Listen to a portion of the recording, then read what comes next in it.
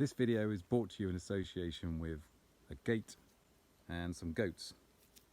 And PetrolBlog has been away so long, I guess I should start this video with, hi guys, is that how this thing works? Anyway, you'll have seen from the video's title that there's a new car on the fleet.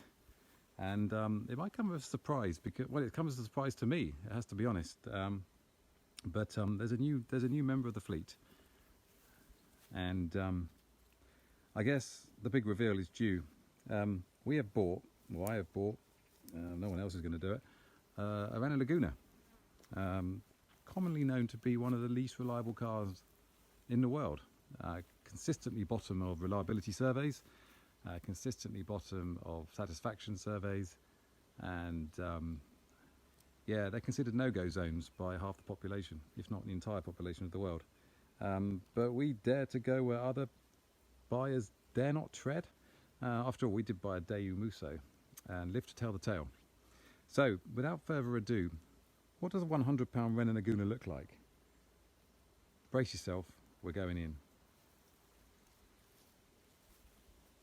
Behold the majesty of the £100 Renault Laguna. Looks like it's in prison, put behind bars for crimes against dependability, reliability, common sense and good quality. But hey, what's the worst that can happen? How bad can it be? We're about to find out, because for the next 11 months, which is when the MOT expires, we'll be running this. We'll be taking it places where other people have taken Lagunas before. France, for example, the shops, football grounds, garages probably, numerous times. But strangely excited about owning this. For a start, it's a car. I always get excited when owning a new car, especially old cheap cars. I do like the voyage of discovery and the tales of the unexpected that they inevitably come with. And of course, this one comes with a, look at that, not a key, but a card. I've already sat on this damn thing twice today, so that doesn't bode well for the future. And I've actually got two of these as well. It's actually got the spare. So yeah, this is, not as the banner says, it's not a Citroen approved used car. It's certainly not approved, but it's the right nationality. It is French. It's not perfect, but I guess you wouldn't expect perfection for £100. Bizarrely, there are handprints on the bonnet. Quite a few of them. They were put there by the family's son. He must have had paint stripper on his gloves or something. It's quite weird. It's like that Hollywood. Is there a Hollywood walkway where stars put their handprints in? This is my version of that, and it's a permanent reminder of the boy who used to travel in the back of this car. Other nice touches. You'll like this one. It has got washer jets on the lights, which are xenons. Ooh, mega posh. Note that the washer jet is held on by blue tack. That is class. You just do not get that on cars costing more than £100. Above all else, there are no washer jets in there. So that might be a project we do, although I suspect it will cost more than the price of the car to fix. That one is in there, but predictably it doesn't work.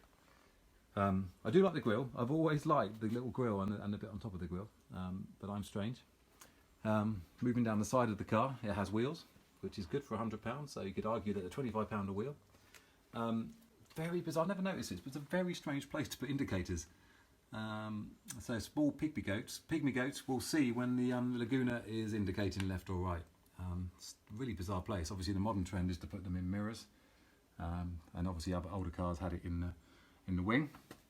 Moving down the side of the magnificent beach. It's a beast. You can see I haven't done videos for an awful long time, awful videos for a long time. There is some welding there. I ought to get some silver hammerite to make that look a little bit tidier, although that strictly goes against James Ruppert's Bang-O-nomics principles. And there is some wear and tear, it has to be said there. The other wheel, well, one of the other wheels on the side. Moving around the back. Split tailgate. We'll come on to that in a bit, but I've never owned a car with a split tailgate, so I'm stupidly excited about that. I know, I am sad. I think in France, when this came out with this magic key, which was quite a big thing in those days, I think this is only the second family car in Europe to have this kind of system.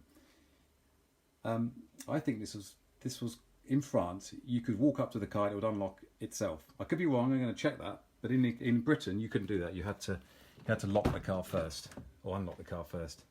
It's going to be dark in here, so I will go outside in a minute. But let's just see if the light adjusts as we climb aboard the 100-pound Laguna. How's that? That's not particularly great. But let's just see if we can. Look at this. It's like putting a CD into a CD player, or a Pop Tart into a tart. Although the results are probably less exciting than the Pop Tart. We're going to start this bad boy up. You'll note that not all the warning lights go out, but we'll come on to that in a minute. Stop start button, big deal in those days. Feel the power of the 1.9 DCI, all 120 horsepower of it. Has got a 6-speed gearbox. Not particularly pleasant if the reviews are anything to go by, but that's fine. It has got a temperature gauge, although bearing in mind this is mid to the end of July. It's 23 degrees out there. I don't think 1 degree is necessarily correct. Again, one of the things that doesn't work on the 100-pound Laguna. I'm going to turn it off because I've got to move the car, and even though I'm on private land, I don't want to get into trouble of driving the car with a handheld device. So I'm going to switch this off now and be in my best behaviour. Okay, we're now out of the garage, and there were no incidents, accidents, or emergencies, which is great. I love this French car. I've got this on 2 of my Citroens. I don't know why they like to hide their stereos away. It's very bizarre. It has got a stereo, 6 CD auto changer. I don't know if it works yet, but we'll find out soon enough. It has got sat nav. I'm told it doesn't work, but I'm very keen to try it. So we'll see what happens now. Oh, on comes radio 2. It's always radio 2 when you buy a new car or you jump in a car. It always seems to be on radio 2. It seems to be the default choice. So we have a button for sat nav. Look at this. Observe RTR. So we're going to observe the RTRs by pressing OK. Navigation or destination memory. Look, you show list. It's been to Brendan. It's been to Charlotte P. And it's been home. And Kathy and Alan. This is exciting. I could go to all these places. Lexa and Matt. Mike and Liz. Mum and Dad. Peggy. Sa. Tamsin. Oh, this is going to be fun. We could go on Voyage of Discovery. When we first take this car out, we could go out and see who we should go to. I think we should go to Charlotte P. Charlotte P, we're coming at you like Cleopatra. We'll turn that off. Oh no, we don't. That doesn't turn it off. That turns it off. It's also got a really cool cup holder. I admit it's not quite in the same league as a Saab 9.5, but if you press this, it comes out quite quickly, quite violently actually. Yeah, it would take your eye out if you're sat in that really unfortunate position down by the gear stick. Whereas the Saab, I think, came out with the kind of smooth, controlled process that Alan Partridge would be proud of. But it has got a cup holder from the days when not all cars did have cup holders. As I say, 6-speed gearbox. Ashtray, is anything in the ashtray? Has it ever been smoked in? No, it hasn't. It's never been smoked in. That's music to my ears. There are only 2 owners, I must point out. The first owner had it for three years, putting on 60,000 miles, and the second owner's owned it since, and now it's done 122,000 trouble-free, reliable miles. Right, I'm told that this is broken. There is that doesn't stay up, but this doesn't stay up, which, you know what? I think that's a safety feature. I think it's nice to know that. So you can't put it up and obscure your rear view vision. And also this, it kind of doesn't really attach to anything anymore. And it's very awkward to put that back in because especially when you're holding a phone or a Costa coffee, trying to put that back in is going to be hard. Other nice touches. Note the what is that? Well, I lost my train of thought. That's a mirror mechanism, and it's no longer there. There's now a screw in there, and it's quite a. It doesn't work. No, straight to the crux of the matter. It doesn't work. It's got the familiar audio button. I think they're still on Renaults today. I think they're still on Renault. I could be wrong. Someone's going to prove me wrong. Someone always does prove me wrong, because I'm always wrong. And yeah, you'll note that there are 3 lights on. One is the handbrake, so there's no problems there. One is a service light, because it does need a service. To double check, it's got a little flashing spanner, which you don't want to see on a Friday night. And an ABS light, it's refusing to zoom in on the ABS light. The ABS light came on a matter of weeks after the MOT. It could be a sensor, but we'll plan, but bearing in mind it's a Laguna, we'll probably predict it's something else other than that. I'll just turn the engine off because those diesel fumes are quite noxious. Oh, it's telling me to left the key in, and it's flashing a little light to tell me to left the key in. This is the kind of excitement I'm not used to in a car. So we'll take the credit card key out and we'll go for a wander around the outside. I know you're itching to see more of this magnificent beast. One thing I'm very excited about is the split tailgate, because I have never owned a car with a split tailgate. I've never reached those heights of a split tailgate. So this is how you open the main one. I had it open because it's actually very fiddly and it's very hard to open. Oh yes, please note, what a fantastic find that was. That would have stayed in the antique shop for eternity unless I'd walked in. I'm the only person who would buy a painting such as that. Although, to be fair, it's number 14 out of 70. So if you're one of the other 69 who bought that painting, get in touch. I'd like to talk to you. We can have a discussion about good taste. So you can shut the tailgate. Look, that's going to... Oh, does it shut? Does it shut? Oh, I don't know if that's shut. It's not shut. It's not shutting. So we have a potential problem there. There's nothing in the way. So we're just going to hope that's shut. I bet it's not. But also, you've got a little button here where you can open the split tailgate. So you can join the Range Rover crew in style with your split tailgate, which I think could prove to be a lot of fun. Does that stay up? It does stay up. I've got no idea if the other tailgate's shut, but we'll come back to that later. It's got working parking sensors. Again, I think the only car I own with working parking sensors on £100 car, which is a good start. There are a few dents here and more fingerprints, weirdly.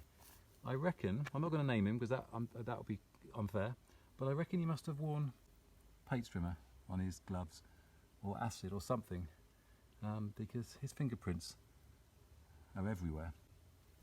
He obviously sat in this side of the seat.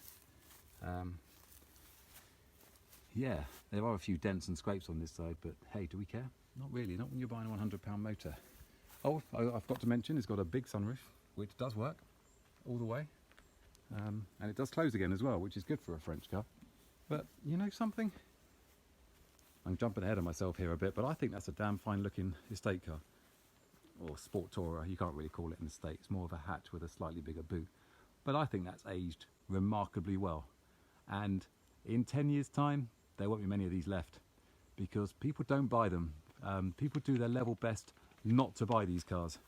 And without wishing to spend too much of your valuable time, I have some quotes here from some of the respected motoring outlets, unlike PetrolBlog. For example, Parkers. Trusted Parkers say, countless issues with dependability. Not a great start, is it really? Honest John says, plagued by wide-ranging problems with electrics, mechanicals and build quality. Yeah, you're not going to go much further after you've read that line. And also, Honest John pointed out that in 2013, some dealers refused to take these in part exchange because they were so worried about being left with a hefty bill when punters come back with a warranty claim. It really isn't great. And I looked further down Honest John, which I did this before I bought the car, by the way. I wasn't put off by any of this, but they listed two things. They listed two things that are good about this car. One was the safety record, because this was the first car ever to get a 5-star Euro NCAP safety rating, and that's something you don't get every day. And the other thing is the 2005 facelift. So this didn't have a 2005 facelift because it was built in, or registered in April 2004. So this has only got one thing going for it, which is its 5-star Euro NCAP safety rating, which is now redundant anyway because everything's been superseded by pedestrian safety and safety sense and all these electronic gadgets to try and keep you out of trouble. The list of things that are bad are too many to mention, so I'm not going to go through those now. I mean, you know, Renault's changed a lot since this car was new. In 2012, they pulled out a lot of cars from sale. The Laguna was gone with the wind, and also the Kangoo, the Espace and the Modus. So this was one of the dying breed. So this is the £100 Laguna. The next step is to find out just how bad it can be. So we're going to do all the things that a normal Laguna owner would do, and we may even take it across the channel to France, because if it's going to die, it'd be good for it to die in France, I think. Kind of like a Viking burial. Although I have no plans to chop it off the end of a Brittany ferry. But yeah, thank you for watching. I'm supposed to say like and subscribe at the end of these videos, but I'm not a pro, so I'm not going to say that. I'm just going to say watch the miracle unfold as we get this through to next year's MOT without any problems, and we may even try to improve it. We may try and fix all the problems it's got. And I'm waffling, as I always tend to do when I've run out of things to say, so we'll leave you with a side view of the £100 Laguna and some goats. Thanks for watching. Bye bye.